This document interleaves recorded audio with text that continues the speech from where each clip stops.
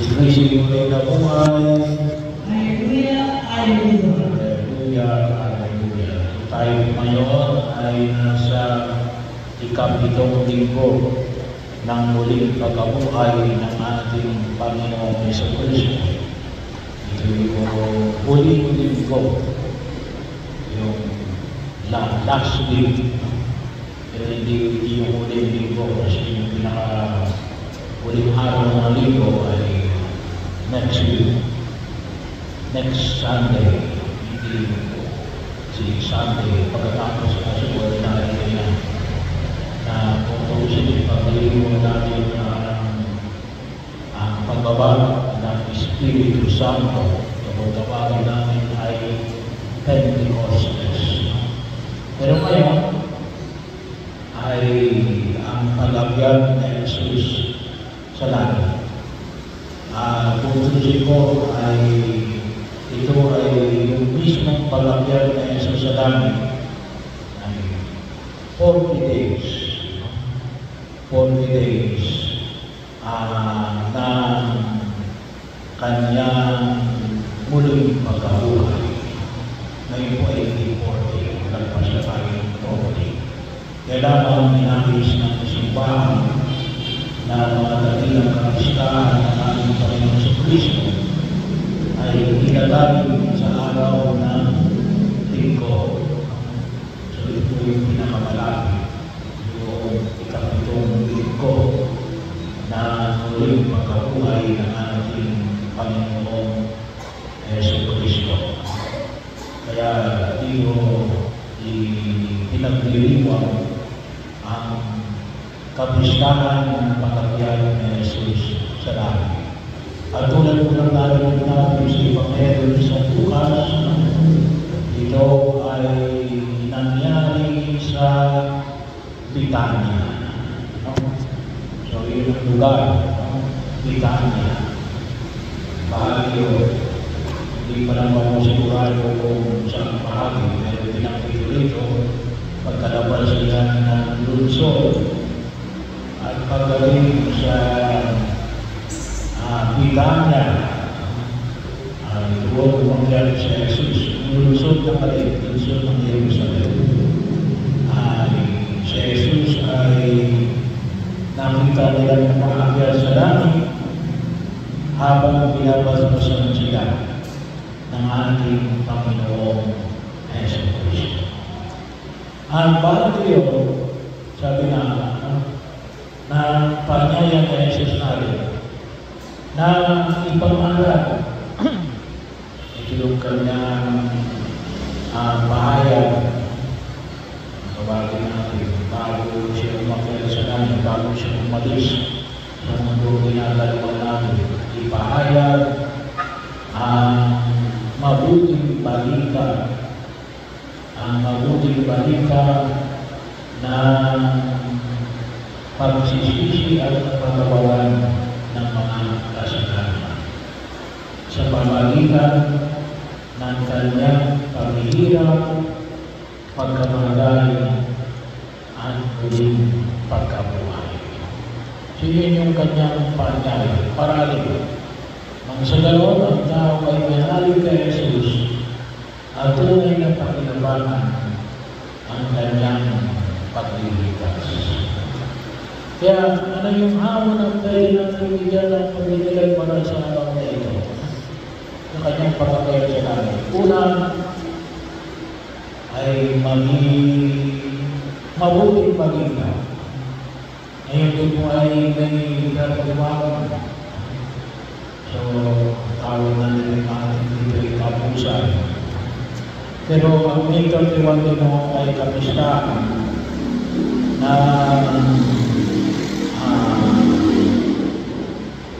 pagdalaw ni Maria ay Elizabeth na nagdulot ng kasalanan kay Elizabeth at sa dinadala nito. Bakit? Dahil dala-dala ni Maria sa Jesus sa kanyang sinapupunan. Nagdulot ng kagalakan hindi lamang kay Elizabeth, kundi ganun din sa dinadala ni Elizabeth, si Juan Bautista. Kaya nang binahagi, nagtalong sa tuwa ang nasa sinapupunan ni Elizabeth. Bakit? Dala-dala niya ni Maria ang mabuting balita, ang ating Panginoon Hesus Kristo. Sino ang dala ni Maria? Mabuting balita. Tayo ba, ano bang dala natin?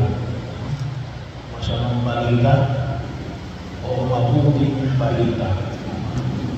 Sa bahagi yun, huwag natin kalimutan. Inyong amon ay pinapamangin sa atin ng buong kapal.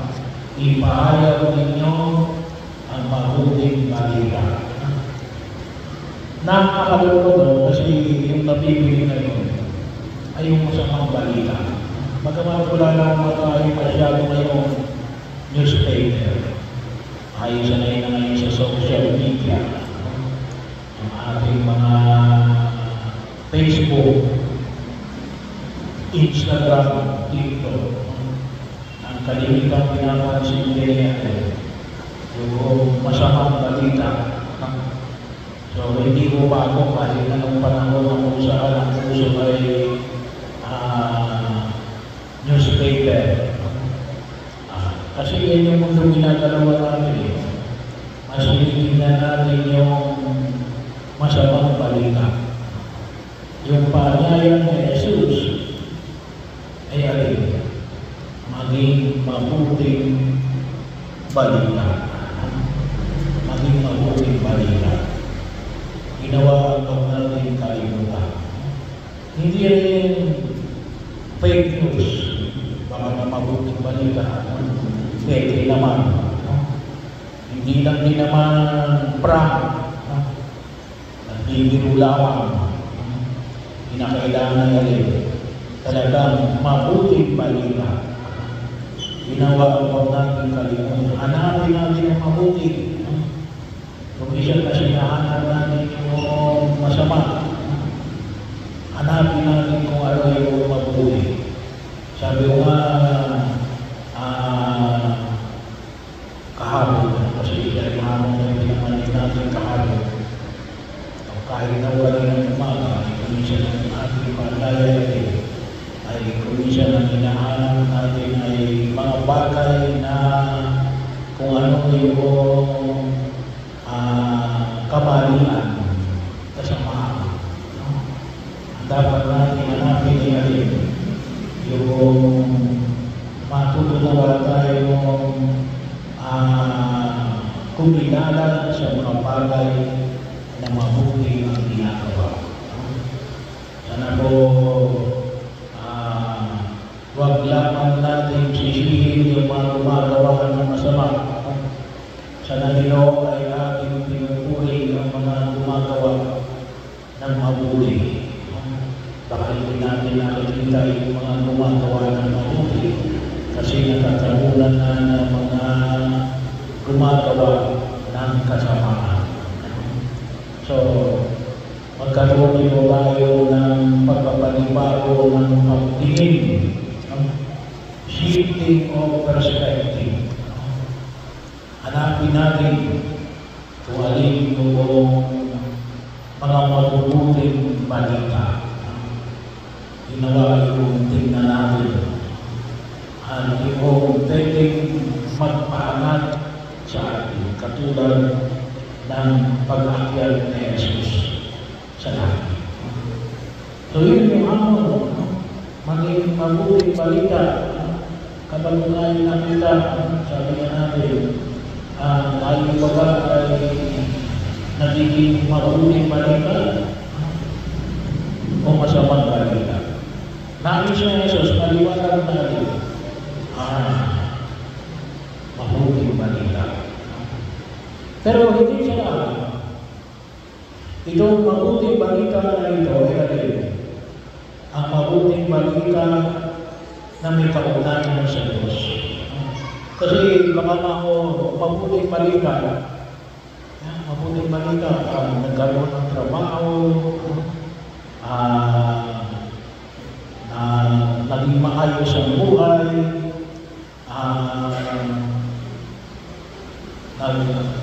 nakapasa sa exam, pero walang kaugnayan sa Diyos. Bakit? Kasi umisan niya rin, swerte lang. Ay kaya natin, simply because yun ay isang pagkakataon lang. Hindi ko isa na pag-uusapan ng Diyos. O hindi kaya magandang balita, bakit? Magaling ako eh. Hindi kaya ay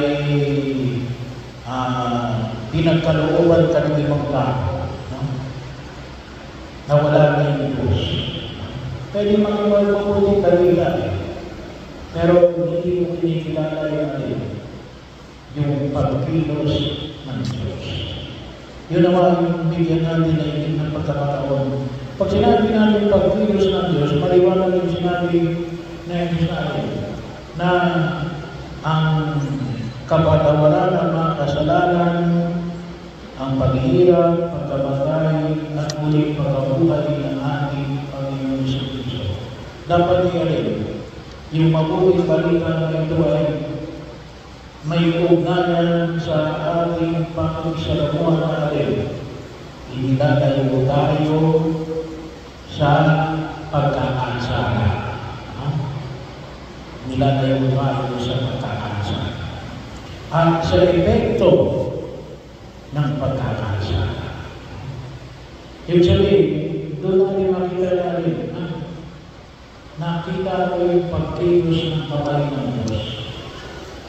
Nakita ko yung pagkilos ng kamay ng Diyos. Bagaman tayo po ay a very religious person, pero pinakailangan pa rin natin i-highlight. Gawa ito sa tulong ng awa ng Diyos. Gawa ito sa tulong ng awa ng Diyos. Huwag natin kalimutan ang paggabay ng Diyos para sa ating mga nakikita mabuting balita. Kasi kuminsan, hindi na ang panahon na yun, nakikita natin kung gusto yung mabuting balita, pero sabi na natin, walang Diyos. Kaya dumadami na yung mga ateista yung mga hindi naniniwala sa Diyos. Kasi bakit? There is an absence of God. Nawala na yung pagkilos ng Diyos. At kung isa nakikita na rin natin, nawala na rin yung kalinangan na makita ang kabanalan at ang pagkilos ng kasalanan. Kaya kung isa din natin, kung isa natin differentiate yung mabuting balita, on respect doon sa ito bagang mabuting balita na ito ay pinapapanag ba ako o nilulubog ako sa kasalanan. Kasi ganun hindi natin mamalayan. Yumaman ka na. Pero sa galing, sa mabuting pamamaraan ba o sa masamang pamamaraan. Kaya hindi naman ang huwag natin kalimutan na itong mabuting balita na ito ay always in reference to God we believe. Na yung mabuting balita ito ay malaging kaagapay sa Diyos na pinaniniwalaan natin. Bahagi yun. At yun yung pagkilos na sa Panginoon natin. Kaya, kinakailangan natin na may ugnayan ito sa pangyayari na ipinapahayag ng ating Panginoon Yesu Cristo. At doon makikita natin na talagang mabuting balita. Kasi yung mabuting balita ay hindi siya natin. Hindi lang yumaman ka. Kung yumaman ka, at naging banal ka. At yung yumaman ka, inilalayo ka sa anumang uri ng pagkakasala at sa epekto ng pagkakasala. Kasi kung ikaw naman ay umaman na mabuting balita at itinulog ka sa pagkakasala, hindi mabuting balita yun. Fake news yun. Fake news yun. Bakit? Hindi pangmatagalan mo. Kasi yung hindi na pangmatagalan ay ibig sabihin hindi sa kahilan niya. Ay dapat na yung tungkol sa kabanalan at ang tagumpay ni Jesus dapat sa kasalanan. Ito yung naman yung hindi natin idulong sa harapan ng Panginoon. Hindi natin kay Jesus na sa kanyang pagkakyan tayo naman ay maging mga mabuting balita ng kanyang pagliligtas sa daigdig na ito.